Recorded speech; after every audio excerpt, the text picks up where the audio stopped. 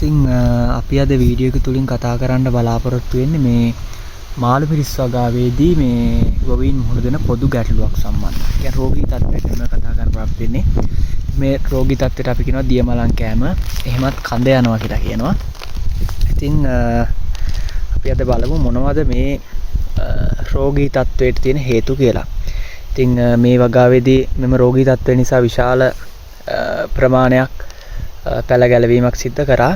ඉතින් මේ රෝගී තත්ත්වයට කියන නම තමයි දියමලන් කෑම. එහෙමත් නැත්නම් කඳ යනවා කියලා අපි කියන්නේ. ඉතින් මේ රෝගී තත්ත්වයට ප්‍රධානතම හේතුවක් තමයි අපේ තවන් වල භාවිත කරන මාධ්‍යයේ සිදුවන වැරදි හෝ අධික ලෙස වතුර බැහැලා යන්නේ නැති වුණාම සිද්ධ වෙන හානියක් විදිහට අපිට මේක ගන්න පුළුවන්. ඉතින් මොනවද අපිට මෙන්න මේ වගේ තත්යකට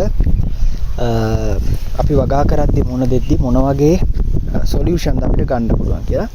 ප්‍රධාන වශයෙන් අපිට මේ දියමලන් කෑම කියන රෝගී තත්ත්වයේදී අපිට ප්‍රධාන වශයෙන් මුලින්ම කරන්න ඕනේ අපි මේ අදාළ පැලය ගලවලා එතනින් ඉවත් කරන්න ඕනේ අනෙක් පැල සමග සම්බන්ධ වෙන්නේ නැති වෙන්න.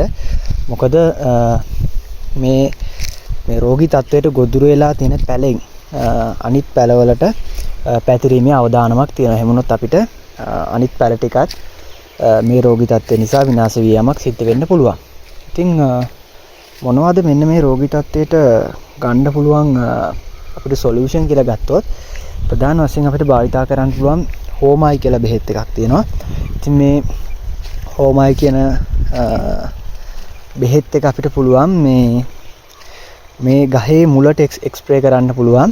ඒ කිරීම තුළින් අපිට මේ රෝගී තත්ත්වය යම් තාක් දුරට පාලනය කර ගැනීම හැකියාවක් තියෙනවා. ඊට අමතරව ටොප්සින් කියලා බෙහෙත් එකක් තියෙනවා. ඒ බෙහෙත් එකත් අපිට භාවිතා කරන්න පුළුවන්.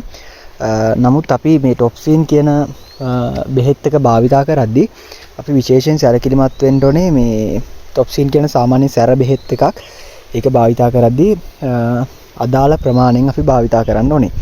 ඉතින් සාමාන්‍යයෙන් මෙන්න මේ රෝගී තත්ත්වය තරමක් පාලනය කරන්න අමාරු රෝගී තත්ත්වයක්. නමුත් අපිට මේ පැල ගලවලා ඉවත් කිරීම තුළින් අනිත් පැලවලට පැතිරීමේ අවදානම අඩු කර ගන්න පුළුවන්. ඊට අමතරව ටොප්සින් සහ හෝමයි කියන බෙහෙත් වර්ග දෙක භාවිතා කිරීම තුළින් මේ රෝගී තත්ත්වය යම් තාක් දුරට පාලනය කර ගැනීම හැකියාවක් තියෙනවා. ඉතින් මේ වගේ ඔයාලට මුලින්ම මතක තියාගන්න ඕනේ මම මේ වගා උපදෙස් දෙන්නේ මගේ එක්ස්පීරියන්ස් මත මම විතර කල් එක්ස්පීරියන්ස් කරලා තියෙන දේවල් මත තියෙන නොලෙජ් එක මත තමයි මම මේ උපදෙස් දෙන්න ඔයාලට. ඉතින් තවත් මේ වගේ වීඩියෝ බලන්න නම් subscribe කරලා තියාගන්න. ඔයාලට උදව්වක් වෙයි කියලා හිතනවා.